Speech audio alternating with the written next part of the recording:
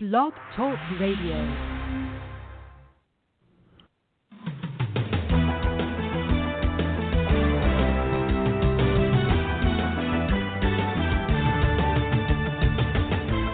Fulfill Radio, a voice you can trust. Broadcasting live presents Two Guys and a Bible with Don Preston and William Bell. Join us each week at 7 p.m. Eastern, 6 p.m. Central as we bring you exciting, sound, challenging, and comforting messages regarding the end times. Thank you for tuning in today. Don Preston is the founder of Preterist Research Institute, or PRI. Don is a prolific author, having written and published 19 books, a host of audio and DVD studies, and is a debater and defender of the full preterist view. His websites are BibleProphecy.com, Eschatology.org, and DonKPreston.com. William Bell is the founder of AllThingsFulfilled.com Ministries and has a website bearing the same name, and has authored 3 books, audios, and DVDs. He has published hundreds of articles and recordings. And now, ladies and gentlemen, welcome to Two Guys and a Bible broadcast with Don Preston and William Bell.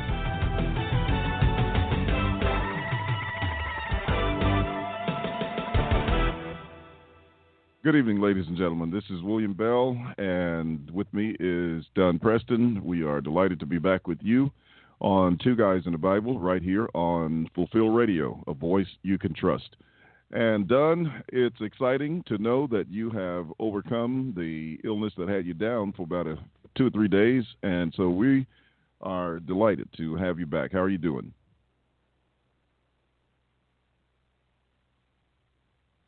Oh, he can't talk, ladies and gentlemen, because he probably is talking, but I forgot to turn his mic on. Isn't that something? All right, there you go. You can. All right, there I am. Yeah, well, I was. What I was saying, William, is I was actually down for almost a week and a half. I mean, that's just really, really tough stuff. It's sweeping through our community just like it is the rest of America.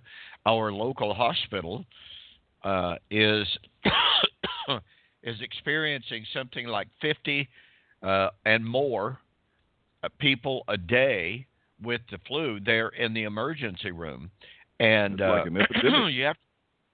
It is. I mean, it honestly is. You have to keep in mind we're not a large community.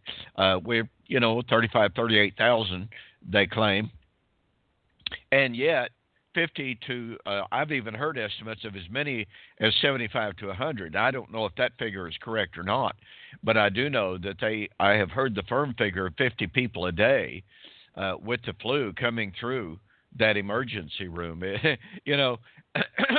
Personally, that emergency room is not anywhere I want to go, because if you weren't sick before, you will be after you go there. My goodness gracious, it's difficult. When you have doctors and nurses telling you to stay away from the hospital, you definitely need to stay away. That's exactly right.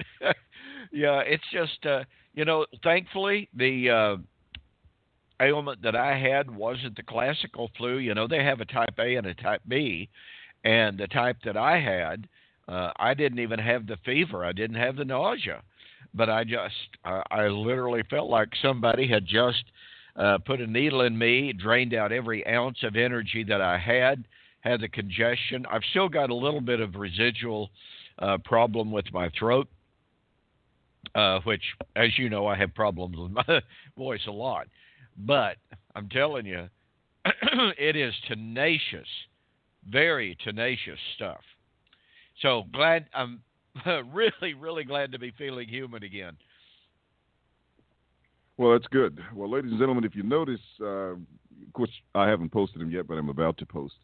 I almost lost all of a drive on my computer. I mean, it had almost a terabyte of information on it. And I was trying to clean up one of the drives and copied them to another drive in the attempt to save it so I could make some more room on a partitioned hard drive.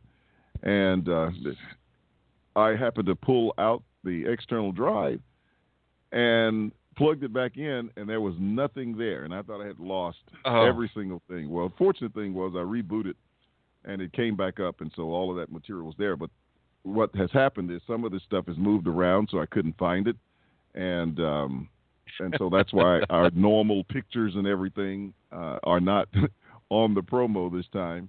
So I have to find all of that stuff again. But anyway, fortunate thing is we didn't lose any of it. Whew, wow, yeah, that's scary. Do you have carbonite? I do not. You really carbonite? need to get carbonite. Is an automatic backup system, and I want to tell you, it's saved my bacon more than once. It's a very, very handy program, and it's very inexpensive. So I highly recommend that you get a copy.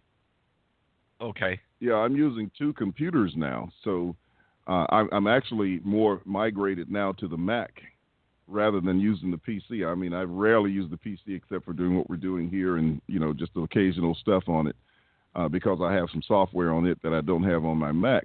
But Mac has iCloud, so now I've just started saving everything in iCloud, and I do all of my writing and everything else in Evernote, which saves everything immediately, so I don't even have to worry about Microsoft Word and all of those things crashing on me and losing half of what you typed and all that stuff.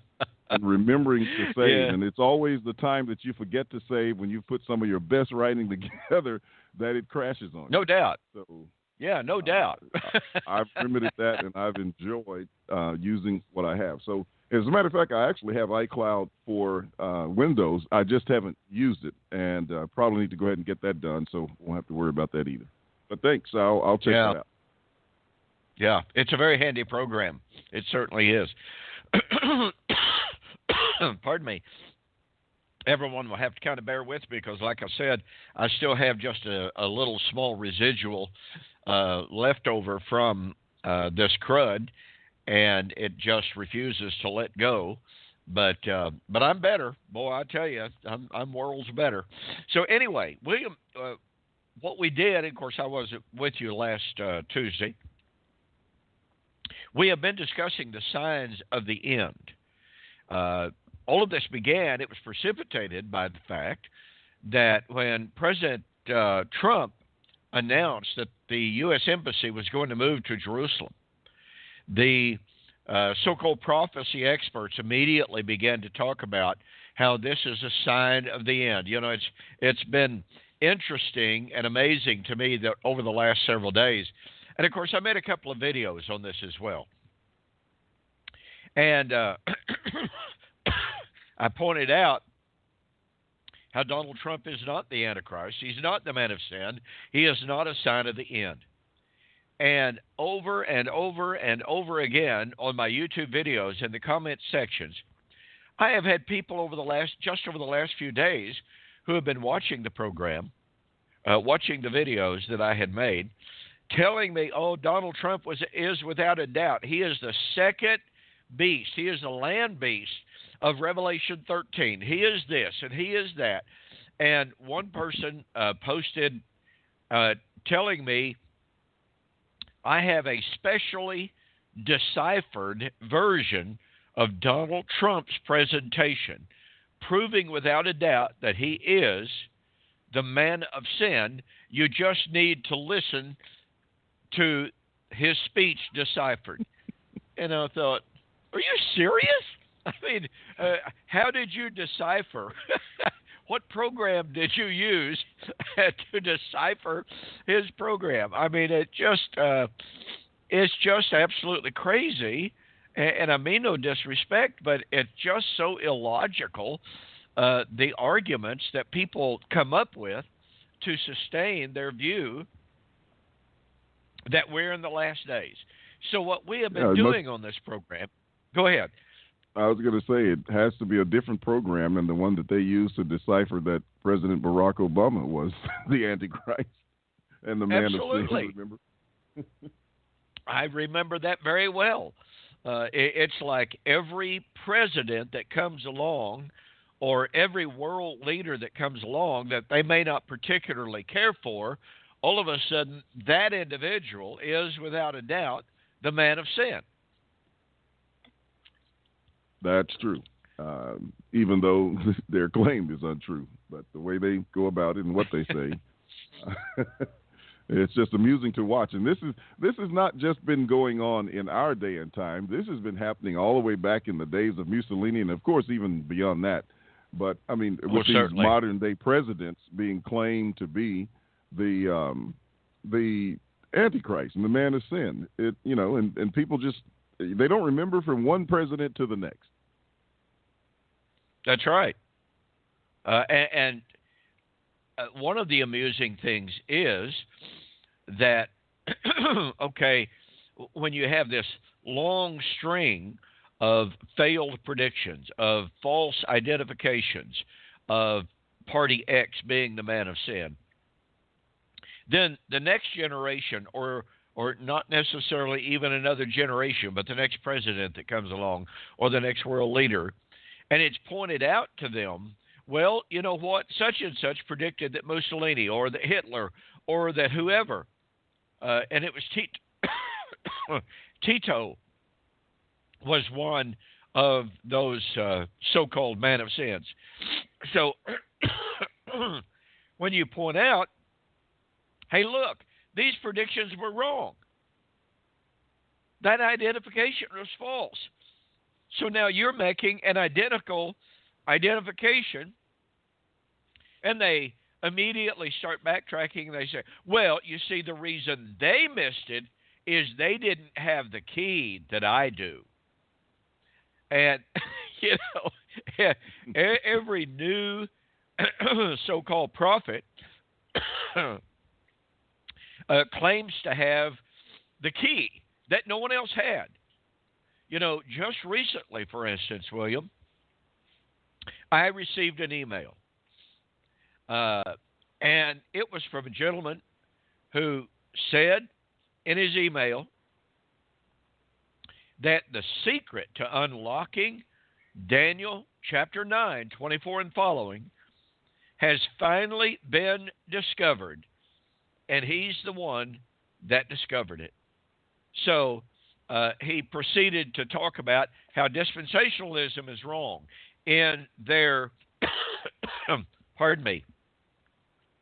in their positing a gap of 2,000 years between the 69th and the 70th week. And then he proceeds to delineate this secret, this key to Daniel's weeks, which proves that the end of the world, rapture, World War III, etc., will all be wrapped up by 2000. And let me see, I think that particular fellow was 2021, if I'm not mistaken. But anyway, he's got it all figured out. And no one else has discovered the key. No one else has known what he has known. And that's what happens every single time that you have these false predictions, and it's pointed out that they were false. Boom. Oh, no, they didn't have the key that I do.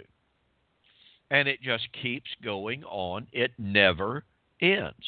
It's amazing. It absolutely is. Just shocking sometimes, entertaining at others. Yeah, yes, indeed.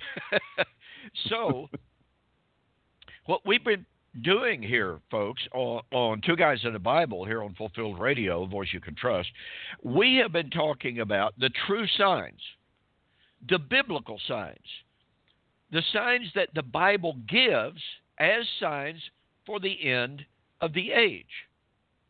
And what is interesting is that some of the signs that the Bible gives for the end of the age, these so-called modern prophets,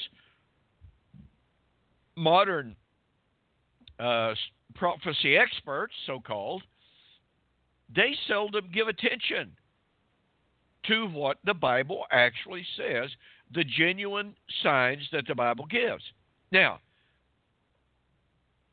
2 weeks ago, we had a very, very brief discussion of one of the real signs. But we wanted to flesh that out just a little bit. That sign given by Jesus was the completion of the world mission. In Matthew chapter 24 and verse 3, after Jesus had foretold the destruction of Jerusalem, the disciples asked him, "Tell us, when shall these things be? What shall be the sign of your parousia, your presence, and the end of the age?" So the disciples are undeniably asking for a sign of the end of the age. Now, one of the things, folks, we want to recommend to you that you go back, listen to the archive of the program 2 weeks ago, because William shared with us at that time of how a comparative study between Matthew 24, verse 3, Mark 13, and Luke chapter 21 reveals that the disciples were not asking about the so-called end of the world at all. They were asking about signs of all of the things that Jesus had been predicting. What had Jesus been predicting? The fall of Jerusalem, the destruction of the temple. There is no discussion of a coming of the Lord and end of the world in anything Jesus said. There is only the prediction of the fall of Jerusalem and the destruction of the temple. That is the only thing in the entire context. And, you know, William, you and I have discussed this many, many times. I've written about it extensively. You've written about it. One of the most fundamental beliefs in virtually all of Christian commentators is that, well, okay, Jesus was simply predicting the fall of Jerusalem. That's all that he had mentioned. But the disciples were confused. When Jesus predicted the fall of Jerusalem, they mistakenly associated the fall of Jerusalem with the end of the world and Jesus is coming. So they were wrong. And Jesus corrected their error. And I used to argue like that. I used to make that claim. The trouble of it is, ladies and gentlemen, there's absolutely not one single word in the text to prove that the disciples were confused. There's not a word in the text to suggest or to prove or to give any support whatsoever to the idea that the disciples did not know what they were actually talking about, or there's not a word in the text to suggest that Jesus was correcting any kind of misconception or confusion on their part. That has to be read into the text. And by the way, I have an extensive discussion of whether or not the disciples were confused in my book, We Shall Meet Him in the Air, the Wedding of the King of Kings. I recommend that you get a copy of that book, because I want to tell you, folks, if it's true that the disciples were not confused, if it is true that the disciples were not in error, then it must be true that they knew what they were asking about. And that means that Jesus' answer in Matthew 24 is an answer to their question in which they are linking the fall of Jerusalem with Christ's coming and the end of the age. So what all this means is, if the disciples were not confused, if they knew what they were asking, and if Jesus was not correcting any misconception, if Jesus was not correcting any error on their part, then when Jesus started talking about the signs of the end, then he was talking about the signs of the end of the age.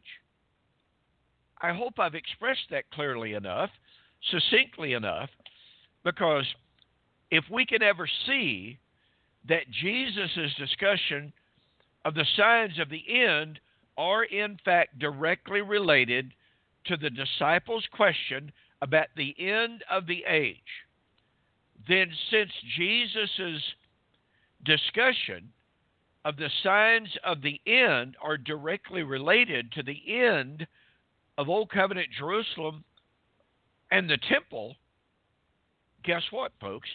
That means that the end of the age and Christ's coming was in fact related to the fall of Jerusalem and the destruction of the temple.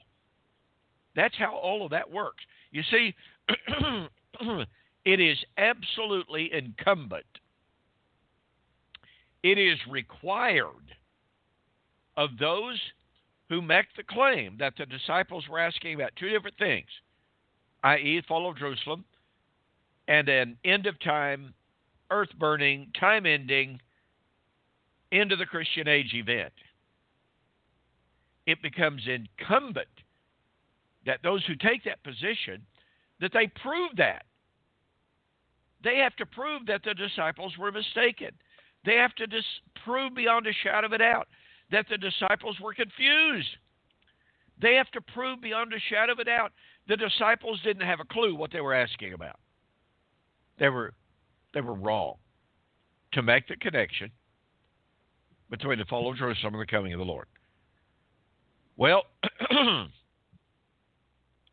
it is... Okay, go ahead, William. I was going to say I didn't know whether you were going there or not. I know you're going to verse 14 at some point, but I didn't know whether you... Okay, well, then I'll just wait for you. Go ahead.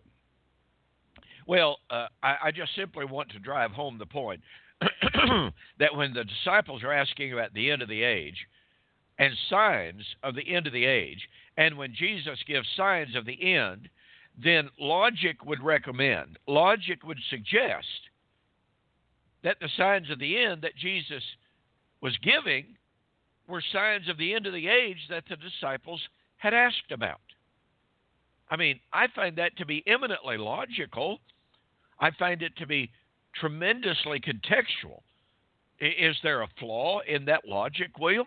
No, and, it's amazing that there always, that is, those who, try to argue against us and who want to claim that there is a division between Matthew 24 with one emphasis on a future coming as opposed to an emphasis on a past coming in 70 AD. One of the arguments that they make and that they're still making after all these years of debating is that the signs are ascribed to 70 AD.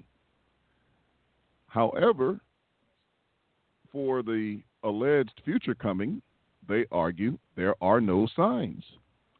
Well, that's very interesting because in the section where there are not supposed to be signs, it's amazing that Jesus tells his disciples to watch. You would wonder what they're watching for.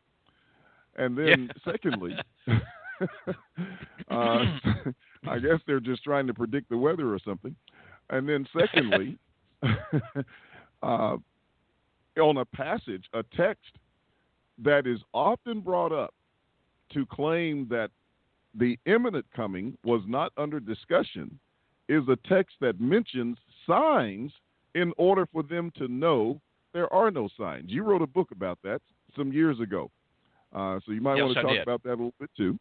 But that's 2 Thessalonians 2. But they use that very coming to claim it is not the return of Christ when that coming says there's no way they could know unless two signs happened first, both of which were concerned and connected to the message of Matthew 24 and the fall of the temple. Absolutely. That little booklet that I read or that I wrote years ago, it had struck me when, as you just pointed out, one of the traditional arguments in regard to Matthew chapter 24 is that Jesus gave signs at the fall of Jerusalem, but he did not give signs of the end of the supposed end of the Christian age. And that argument, I heard on several different occasions. I heard Brother Roy Deaver make that argument. Signs of the fall of Jerusalem, no signs of the coming of the Lord. That's supposed to be a major argument. That's supposed to be a major key to properly interpreting Matthew chapter 24. And yet that argument is so presuppositional, and it so much ignores what the text says. I want to go back to a point that you just made, but first I'll get to that. You know, Paul said in 2 Thessalonians chapter 2, which is supposedly about the final coming of the Lord, that day will not come except there first come the apostasy and the man of sin. Now, I don't know how much greater signs there could be than what is said right there. Paul is saying, folks, here are signs of the end. And yet we're told, no, those aren't signs. But we go back to Matthew chapter 24.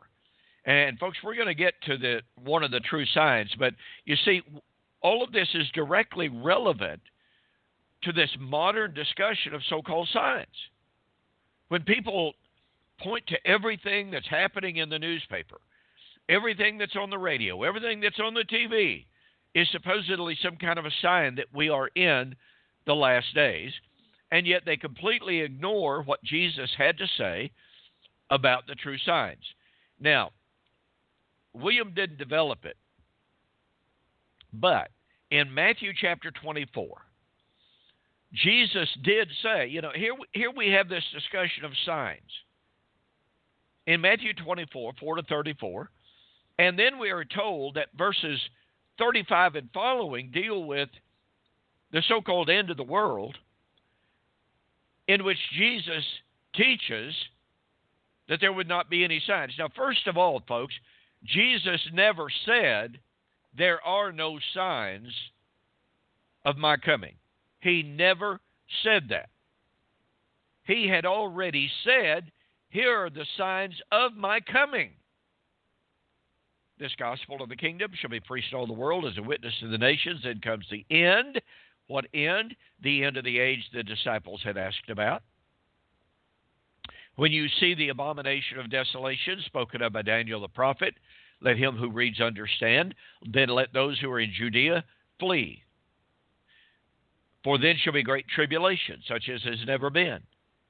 And then, immediately after the tribulation of those days, the sun shall be darkened, the moon shall not give its light, the stars of heaven shall fall from the sky, to use the terminology of Joel, and they will see the Son of Man coming on the clouds of heaven with power and great glory. Folks, there are the signs of the coming of the Lord. What have the disciples asked about?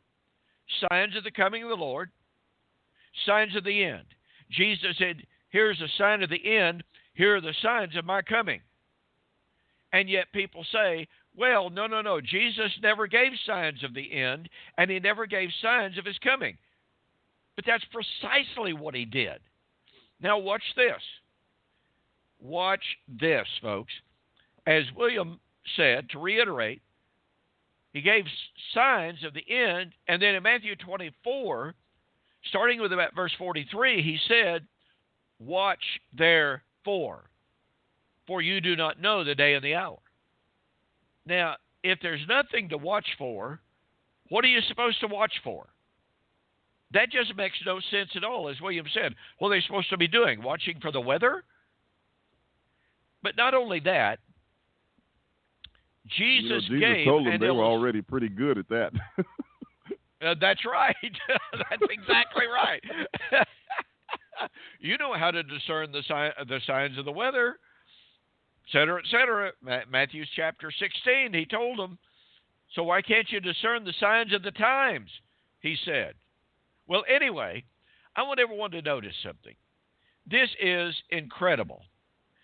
Jesus then says, as it was in the days of Noah.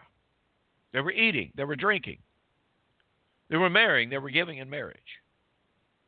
And they knew not until the flood came and took them all away. Now, folks, let me ask you something. And by the way, William mentioned a tract that I wrote years ago, and I did, and it was all about the signs. Well, years ago, William wrote an article, fantastic article. William, was the name of the article "That Boat Won't Float"? It was a boat divided against itself cannot float. Yeah, there you go. Yeah, a boat divided against itself will not float. Well, here's the point that William made. In Matthew 24:37 and following, Jesus is supposedly talking about an event for which there are absolutely no signs whatsoever. And yet, in the article, William pointed out, Jesus gives an illustration, i.e. Noah, and building the ark. Now, if there weren't supposed to be any signs whatsoever of his coming, Jesus certainly brought up an illustration that did not fit the point that he's making. So let me ask you a question, as William asked in that article. Was it the preaching of Noah that the judgment, that the flood was coming in that generation? Isn't that what he said, William? I mean, we don't have a sermon recorded by Noah in which Noah said, "Repent, for the flood is coming in this generation." But you know what? I'm pretty sure that Noah didn't walk around, "Hey guys, you know what? A flood is coming, and one day is with the Lord 1,000 years as a day. We don't know when in the world that's going to be. So don't worry about it. Don't worry about repenting. Now, don't worry about it at all. And I'm just going to start this boat, and somebody a couple thousand years later can finish it." Because, I mean, after all, we don't have any idea when this flood's going to be. No. The Lord said, "My spirit shall not always strive with mankind, but for 120 years. That's generally taken to mean that Noah preached for approximately 120 years. One thing about it, this is absolutely indisputable. The flood came in Noah's generation. So the question, therefore, is, if the flood and if Noah was an illustration of what it would be in the days of Jesus' coming, Noah said the flood was coming in his generation. Jesus had just said, this generation will by no means pass until all of these things are fulfilled. And yet, William, all of those people who appeal to Noah tell us that Noah's message that the flood was to be in that generation has nothing whatsoever to do with Jesus' illustration. Not a very good illustration, then, is it? Not at all. Absolutely not at all. It's certainly a good one for us, though. Oh, it is that indeed. Well, the second point that William made in that article, and I just love this illustration, I love the point. Are we honestly supposed to believe that great big boat in Noah's backyard, hey, maybe it was his front yard, but we're supposed to believe that boat and Noah and his sons working on that boat every single day was not a sign of the flood that was coming in that generation? William, my question is, how could the ark not be a sign of the coming flood in that generation? How could it not be? That's my question. You know, Don, they are the same guy who built my house is on my street at this time. He just put up 2 more houses down the street, and he's building on more. Now, that's a sign. You know, when he starts to haul the dirt in and measure off the ground and stake it out, that's a sign that some building is about to go on. And it's really a sign that at some point in time, someone is coming to live in that house. And it's also a sign that it's imminent and that it's going to happen in this generation. So anytime people start building, it's always a sign of something that's coming. So why would it be different? And something coming imminent, so why would it be different in the time of Noah? Well, perfectly legitimate questions, valid questions that evidently the folks who oppose covenant eschatology have not given any thought to. I just fail to see how there is any logic to appealing to Jesus' illustration, where Jesus said, as it was in the days of Noah. Now, one of the arguments that is made is, well, it says they did not know. Well, that raises the question, why did they not know? William, I mean, this gets back to your house illustration. You know, if someone has contracted with that man who is building the houses in your neighborhood, okay, they've contracted for him to build a house. He comes in, as you say, starts bringing in the dirt, starts doing the leveling. Are we supposed to believe that the people that contracted him do not know that the house will be built in their generation? Are we supposed to believe that they do not know that the completion of the house is not far off? Now, do they know the day and the hour of that construction, of the finalization of that construction? Well, obviously not. I mean, I've never built a house. And furthermore, I don't think I ever want to build a house. But that aside, I have lots and lots of friends who have built houses. One of them has been able to definitively say, well, you know, the contractor started on the 10th of the month, and that means that 6 months from now to the day and the hour, I'll be able to move in. They can't tell you that. And any That's contractor correct. that would say, okay, I'm going to begin your house on the 1st of the month, and 3 months later to the day, you'll be able to move in. Boy, he is taking a huge gamble in making that kind of promise. I mean, there can be many penalties for citing a date like that and not fulfilling that date. I mean, you know, they can. That's right. There's a term for that. I had it in mind a moment ago, and then I lost it when I started talking.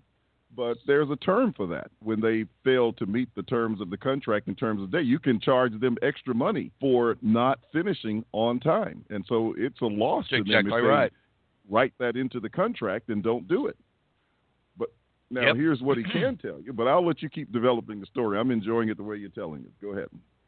Well, the point of it is, the minute Noah's contemporaries saw him building that ark, they could scoff, they could laugh, they could ridicule, they could ostracize. But do you know what, folks? All the time during construction, they knew what Noah was saying, didn't they? So they knew what he was saying. They knew what the message was. Flood is coming. Flood is coming. Flood is coming. It's coming in this generation. Folks, get ready, because when I'm finished with this ark, the flood is coming. Now, Jesus said they knew not until the flood came and took them away. Why did they not know? It was not because they had not been warned. It was not because they had not heard. It was not because they didn't have the evidence. It was because they refused to believe. They absolutely, William, I've thought of it many, many times. According to Genesis, evidently there had never been a flood before. Evidently, the way that the earth was watered, the land was watered at the time, was that dew came. Evidently some pretty heavy dew, but dew watered the land at the time. So there was no such thing as rain.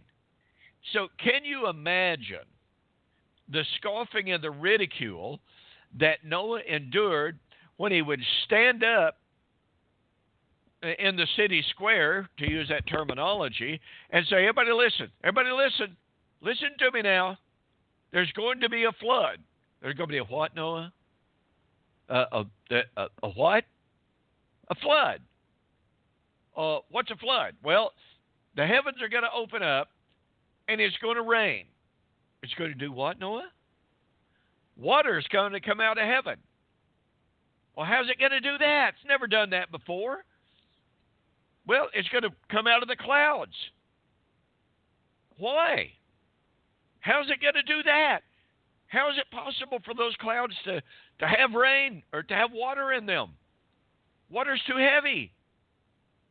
I don't know what kind of conversations might have taken place, but again, you could just use your imagination and the skepticism that would have been rampant at the time, and you can only imagine as they passed by that ark being built of how absolutely incredibly sarcastic, caustic, hateful the criticism must have been.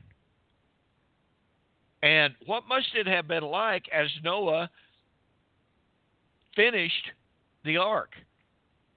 And he lays down a plankway, a walkway.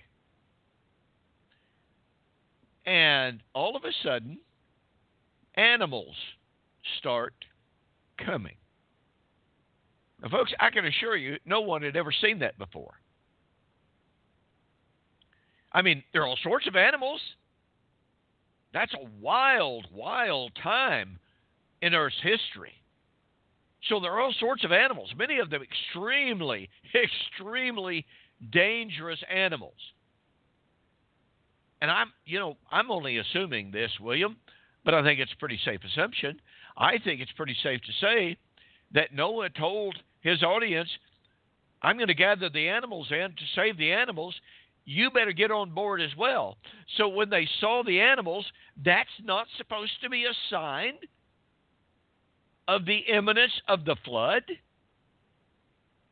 I mean, how could anybody, using any kind of proper logic, deny that the completion of the ark, the lowering of the plankway, and those animals beginning to come 2 by 2 or 7 by 7, whatever the numbers might have been. I mean, after all, they had to have food on board to eat, and that was clean animals, I am assuming.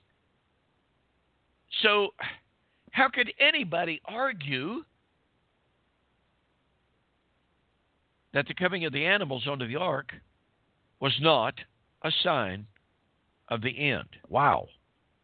And yet we're supposed to believe that when Jesus said, as it was in the days of Noah, so shall it be in the days of the Son of Man. Well, they ate, they drank, married, gave in marriage. And William, I've heard it argued. Well, what Jesus was saying is they went about life as normal. Those were not troublesome times, but in the days leading up to the fall of Jerusalem, those were not troublesome times. People were not continuing going about their regular business. So what would be your response to that, William? That people were going about their form of, their regular business leading up to the destruction of Jerusalem? Yes, it's denied.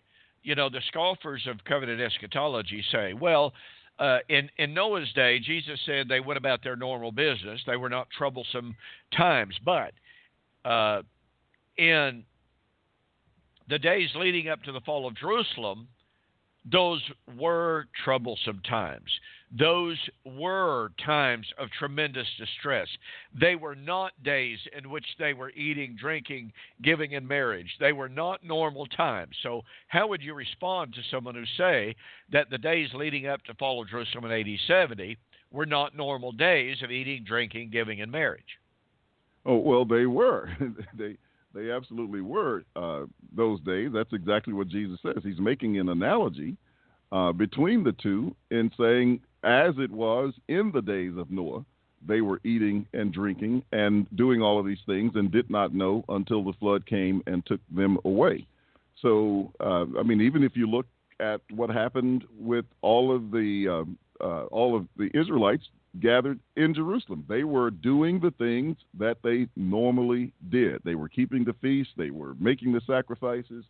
And their lives were going on just as they were before. Obviously, of course, you had the persecutions going on, and with regard to the end, but that was just mockery that the scriptures talked about in the last days with 2 Peter 3 as well as Jude, and that's what was going on in the time of Noah. So you had both of them. You had the mockery, which was a form of persecution against Noah and his family, and you also had people going about doing the normal things that they do every single day, and that's why they were caught as a thief. I wanted to add a little bit more to the signs that you were talking about, and you can come back to that point if you like. But another thing about it was when, as you were mentioning, they are leading the animals into the ark, but when they get in the ark, the door closes of its own, the gangplank or whatever. God closed them in. Now, I don't care if you're sitting at home by yourself. If doors start closing in your house, and you're not the one closing them, you know that something is going on. I mean, you might check it out, and it could be the wind, but it could be something else too. So that's another sign. And what's interesting also, which I'm sure you would point out, was the closer they got to the event, as you mentioned earlier, that it happened in that generation. But then Noah was limited in the knowledge about the imminence of it, even though he knew it was coming in his generation as far as the day and the hour. But then it came to a point where God actually told him to go into the ark because it would be 7 more days. So he got a little bit more specific information later on. But anyway, I'll stop there and let you continue. No. All of that's perfectly great information, because it all segues so beautifully into the very point that we're making, and it's a total refutation of those who say there were no signs given. Well, it may be true that no specific signs are listed in Matthew chapter 24, 37 and following, but that doesn't mean that there are no references to signs. What there are is references to the signs that had already been given. That's why Jesus says, watch therefore. They're supposed to watch for the signs that Jesus said were to be in that generation. Now, when we consider the parallels, as we have, between the days of Noah and the days of the Son of Man, there is absolutely no justification. There can be no justification for saying, well, there were signs in the days of Noah, but there would be no signs in the days of the coming of the Lord. That denies everything that Jesus is saying. That is absolutely contrary to the point that Jesus is making. Why bring up Noah and the ark if, in fact, Noah and the ark is not parallel? I mean, the parallelism is Jesus' point. So you can't bring up Noah and then deny the story of Noah in Matthew 24, 37 and following. It doesn't make sense. And oh, by the way, Jesus gave another illustration in Luke chapter 17, as it was in the days of Lot. And he reminded his disciples of the days of Lot. And he urged them, remember Lot's wife. Well, William, I must confess that some of the most disingenuous commentary takes place on Luke chapter 17. Here we have a direct parallel between Luke 17 and Matthew 24, obviously Mark 13, Luke 21. We have the direct parallels, but in Luke chapter 17, we have, remember Lot's wife, if any man is on the rooftop, let him not go down to gather his stuff, flee. That's the whole point. Remember Lot's wife.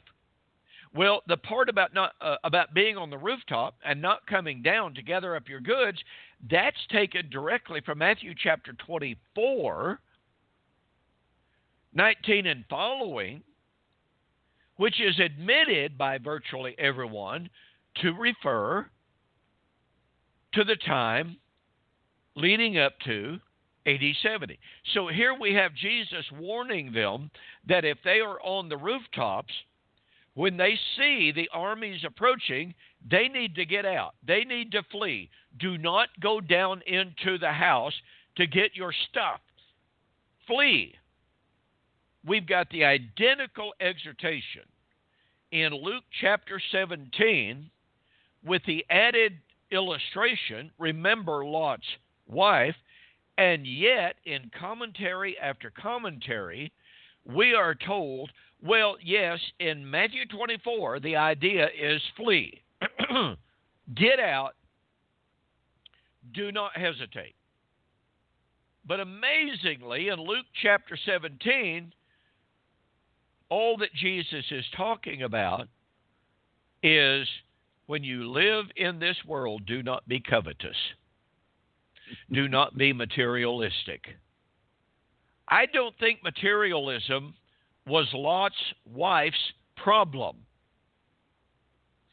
She did not flee. She looked back. And yet, this is the type of argumentation that people are forced to make. They're forced to ignore the direct parallelism between Matthew 24 and Luke 17. And because of the presuppositional views, they agree and admit that Matthew 24 is talking about the fall of Jerusalem in the verses under consideration. But then they create a totally different theology in Luke chapter 17 to have Jesus giving some kind of a broad, generic, timeless, moralizing lesson. Don't be materialistic. Even though, if you're on the rooftops, don't go down to get your stuff, would indicate, just like it does in Matthew 24, the urgency of flight, and just like reference to Lot's wife, has absolutely nothing to do with materialism. It has to do with urgency of flight, get out of town. That's what that is all about. And yet, once again, those who dichotomize Matthew 24 are forced to create that kind of double theology that has no exegetical support. I mean, there's just no support for it. So, all of this has to say, and of course, by the way, Luke chapter 17 likewise brings up Noah. As it was in the days of Noah, so shall it be in the days of the coming of the Son of Man. Now, what's interesting to me, William, is they will take that reference, Matthew chapter 24, 37 and following, as reference to the end of time. And they say, oh, yeah, that's exactly what it is in Luke chapter 17 as well.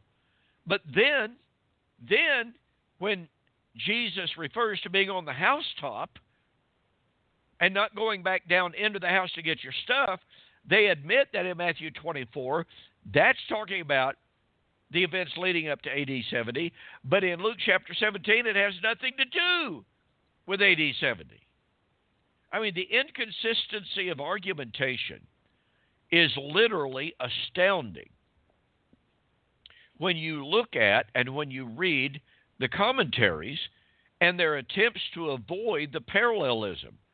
And, of course, that doesn't even touch on all of the other parallels. You know, it's like this in Matthew chapter 24, where the carcass is, there shall the eagles be gathered.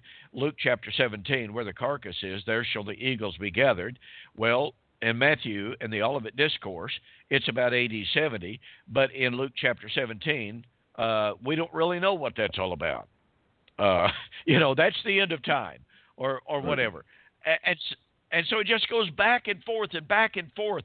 The confusion that is exhibited in the commentaries is absolutely astounding. And by the way, I'll just make this final point, and then I'll let you kind of close our program out for the evening here, William, by way of conclusion. But in Matthew chapter 24, and this may seem a little bit off topic, but it's not. But in Matthew 24, verse 31, Jesus predicted his coming with the angels and the sending forth of the angels to gather the elect with the sounding of the great trumpet. Now, that's a direct citation of Isaiah 27:13, which is a prediction of the resurrection. Now, why do I bring this up? Well, because Jesus' prediction of his coming at the gathering of the elect, at the sounding of the great trumpet, is admitted to be AD 70. That is admitted by amillennialists and postmillennialists alike. But wait, folks, the gathering of the elect and the sounding of the great trumpet is a prediction of the resurrection. The sounding of the trumpet, the gathering of the elect, is 1 Thessalonians 4. It's 1 Corinthians chapter 15. It is Revelation chapter 11. And what that means is, here are people who are going to Matthew chapter 24 and Jesus' prediction of the sounding of the trumpet to gather the elect. Oh, that's AD 70. And then we go to 1 Thessalonians 4 that contains every constituent element of Matthew 24, even with the time statement. And they say, oh, no. 1 Thessalonians chapter 4 is the end of the world. Has nothing to do with AD 70, even though the constituent elements are exactly the same. They do the same thing with 1 Corinthians 15. And then they come to Revelation chapter 11, the sounding of the great trumpet, which is admitted to take place at the time of the destruction of the city where the Lord was slain. And all of a sudden, yeah, that's AD 70, some of them admit, but that's different from 1 Thessalonians 4 and 1 Corinthians 15. But folks, look, it's all identical. I have 6 articles up on my website, donkpreston.com, on the resurrection at the sounding of the great trumpet. Go to my website, donkpreston.com, and you'll find the articles there. But all of this shows and proves, you see, folks, that all of this was to happen in Jesus' generation. And I'm going to stop right there and let William close the program out. With that, I'm going to say good night and God bless. And again, William will conclude the program. All right, well, ladies and gentlemen, we want to thank Don for being back, certainly, and for an excellent lesson tonight. And we hope that William, I can't hear you. Let's see, my mic. Oh, no wonder. I'm trying to monitor the controls on the board, and my mic's behind me. So at any rate, thank you for being here today. We're glad to know you're doing better and appreciate a great lesson. And to all of those who are listening, continue to tune in to Two Guys in the Bible right here on Fulfill Radio, a voice you can trust. And at this time, we'll say good evening to you. God bless. Thank you for joining the Two Guys in the Bible radio broadcast. On behalf of Don Preston and myself, we'd like to say have a very pleasant day and may God bless. Until next time, we'll see you on Fulfill Radio, a voice you can trust.